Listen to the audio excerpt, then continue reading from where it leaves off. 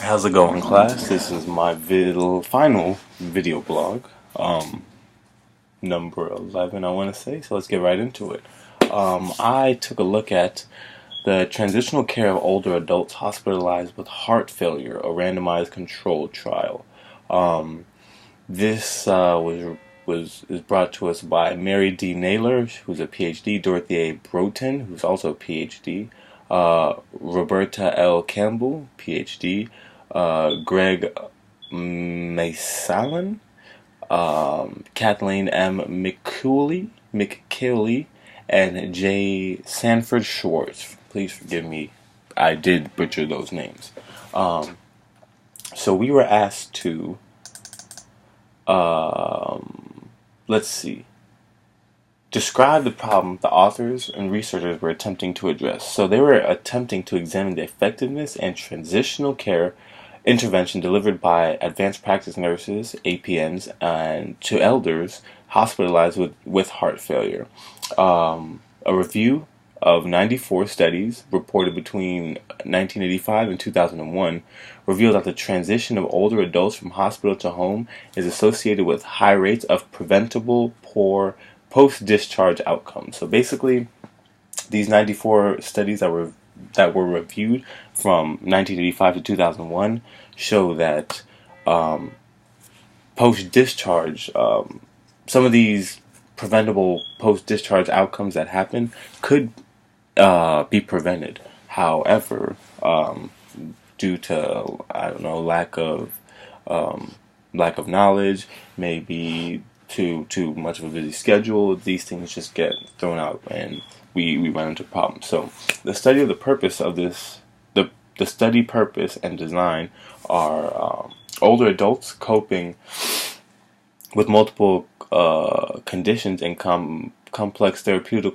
regimens are particularly vulnerable during the transition from hospital to home. So we know whenever you leave the hospital, that could be maybe a troublesome time for you, especially older adults. The system factors associated with poor outcomes include breakdowns in communication between providers and across healthcare agencies, inadequate patient and caregiver education, poor continuity of care, and limited access to services. As a result, at least one-third of all patients and caregivers report substantial unmet needs and high levels of dissatisfaction, as the article brings out. So we see that it's not just as small as we think it is, might be leaving the hospital. It's way more than just leaving the hospital. But this was a randomized controlled trial with follow-up through a 52-week post-index hospital discharge. The particular intervention utilized a 3-month advanced practice nurse (APN) directed discharge planning program and home follow-up protocol. The specs on the population and setting, through they transitional care, in this article, transitional care of older adult hospitals with heart failure. 239 eligible patients were age 65 and older were hospitalized due to heart failure. So the time of first when they had the heart failure or death, or the number of heart failures versus the quality of life. Well, not versus, but and the quality of life, the functional status, cost, and satisfaction with the care are some of anyways.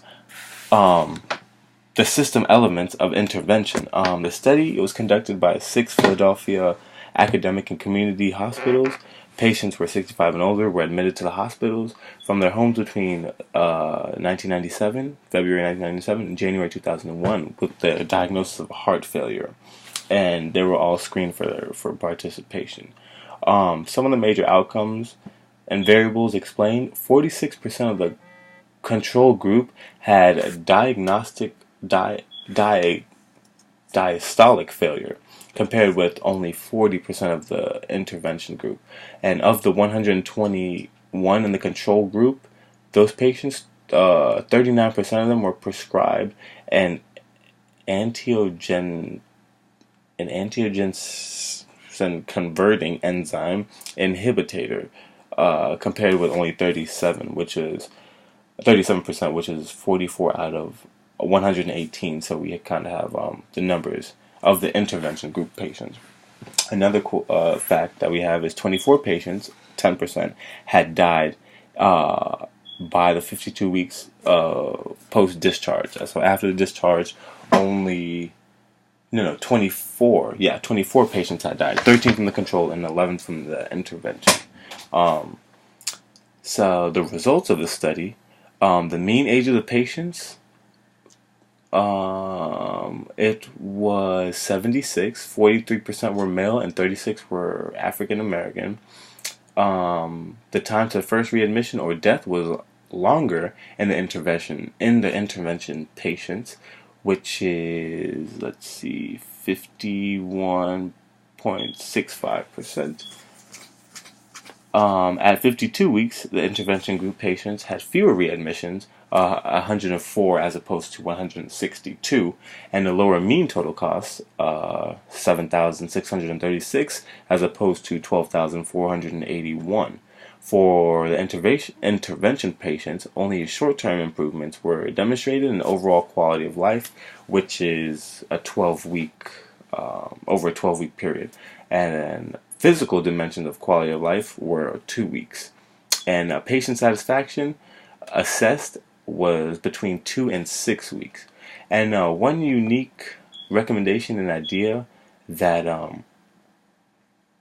we would be able to use to build the study would be I personally do not like the fact that a death would have to occur to get the information, because those 24 individuals, they ended up losing their lives during the study. So one, they do not get to know how the study ends, and two, they ultimately died, and that is not what we want. Just to find a study, we don't want to have any deaths upon our hands.